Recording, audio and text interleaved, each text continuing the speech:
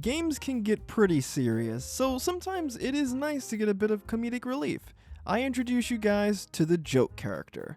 Joke characters are strange, unique, and usually humorous characters that are added into a game for the sake of a joke. As for what that joke is, well, it depends. Sometimes it's a terrible character meant to make playing as them a challenge. Sometimes it's a meme amongst the fanbase that's managed to make its way into the actual game. And sometimes it's an inside thing amongst the developers. One of the most memorable classic joke characters is the boxer Glass Joe from the Punch-Out series. Glass Joe is a character in most of the Punch-Out games, and in every game that he's in, he's always the first person that you have to face. His professional boxing record is 1 win and 99 losses. Glass Joe is the definition of the word loser. Even his name, Glass Joe, is a reference to the term glass jaw, which is used by boxers to describe someone who's an easy KO. Glass Joe hails from France, which you may have noticed since his intro song is the French national anthem.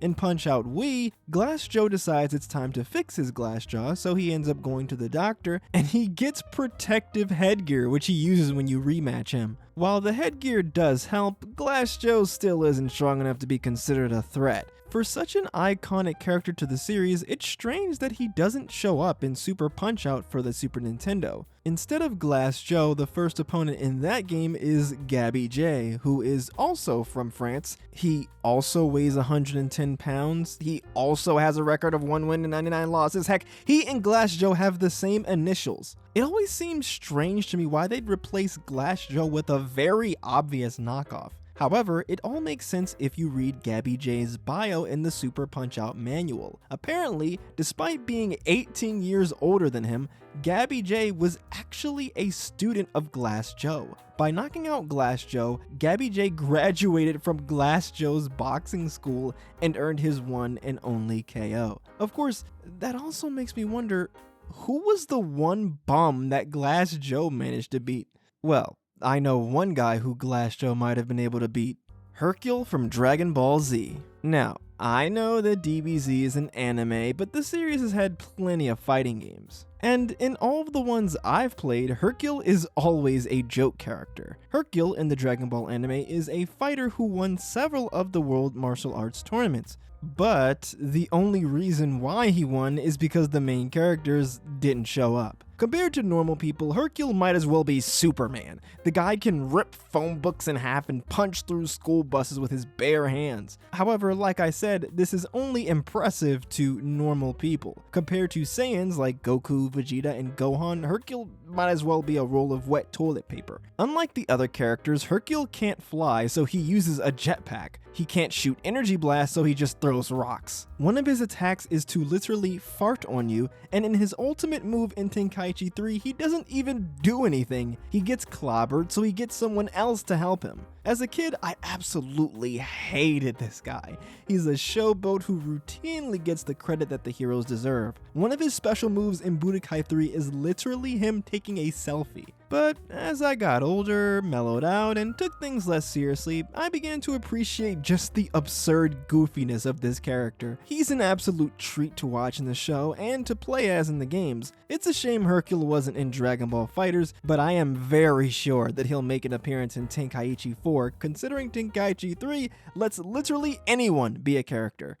Another series that lets literally anyone be a character, including a children's toy and a plant, is Super Smash Bros. Smash has a long history of joke characters, but to this day, I think the character that made me go, huh? The most is Wii Fit Trainer, first introduced in Smash for 3DS and Wii U in 2014. If you don't know who Wii Fit Trainer is, well, she's the trainer from Wii Fit, a 2007 fitness game for the Wii. While her inclusion is definitely a joke, I think you guys have to remember just how popular Wii Fit was. Despite being a game that you needed a peripheral to play, it ended up being the 6th best-selling Wii game of all time, pushing over 22 million copies. Can you guess what the 7th best-selling Wii game is? Wii Fit Plus, the sequel to Wii Fit, released 2 years later in late 2009. Wii Fit Trainer is the instructor who shows you how to do the various yoga and strength training routines. There are plenty of other minigames, which I spent way more time playing as a kid in Wii Fit, but Wii Fit Trainer doesn't appear in those. I say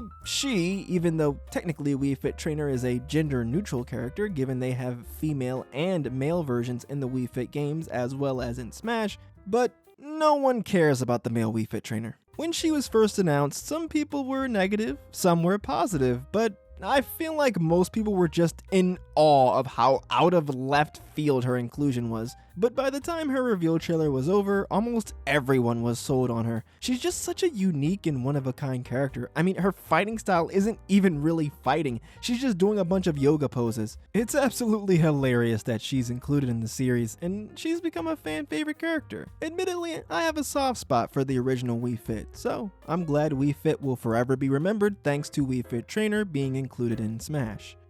I don't think there's a more iconic joke character than Dan Hibiki from the Street Fighter series. Dan's creation is quite interesting. Here's the story. There was a fighting game called Art of Fighting, which was developed by SNK, that was released about a year and a half after Street Fighter 2. The main character from Art of Fighting, Ryo Sakazaki, looked uncannily similar to Ken from Street Fighter, and his name, Ryo, is only a letter off from Ryu from Street Fighter. Ryo even had a Hadouken-like fireball. Capcom most likely saw this as SNK ripping them off, so in 1995, with the release of Street Fighter Alpha, Capcom introduced a new secret character, Dan Hibiki. Dan's outfit looks very similar to Ryo's, with both of them rocking a martial arts gi with a black t-shirt underneath, although instead of wearing an orange gi, Dan wears a manly bright pink gi. Dan also has a very similar hairstyle to the other main character of Art of Fighting,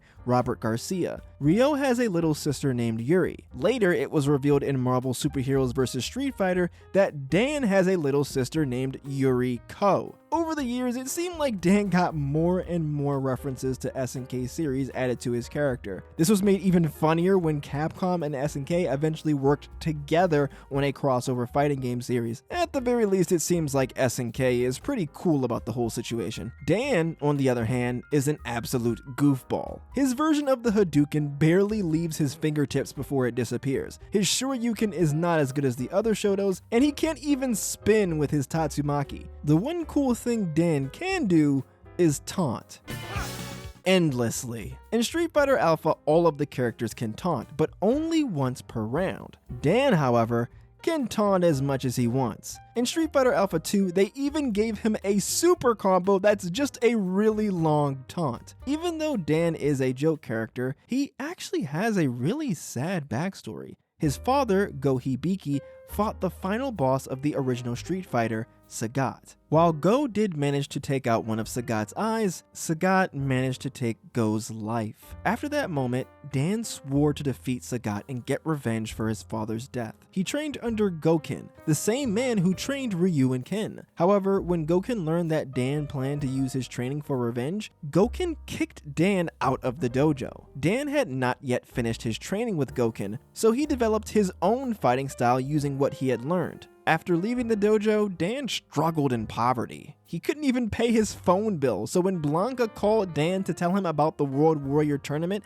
that Street Fighter 2 takes place in, Dan couldn't answer, which is probably the funniest reason I've ever heard of to explain why a character in a prequel didn't show up. Dan is a showboating, cocky dork, but he's the kind of goober that you just want to root for. Joke characters are always a delight to have in a game. They're usually underpowered underdogs, which makes them easy to root for. They're also usually much more relatable than the larger-than-life characters. Glass Joe isn't a hotshot boxer, he's just a guy who likes bread. Hercule is a lot closer to a normal human being in strength than the godlike powers of some of the other DBZ characters. In a world of legendary heroes and space bounty hunters, Wii Fit Trainer is just a chick trying to help people lose weight. While Ryu, Ken, and Akuma are all amazing martial arts masters, Dan is a plucky self-taught fighter. Joke characters are simultaneously over the top and very down to earth, and that's what makes them so awesome.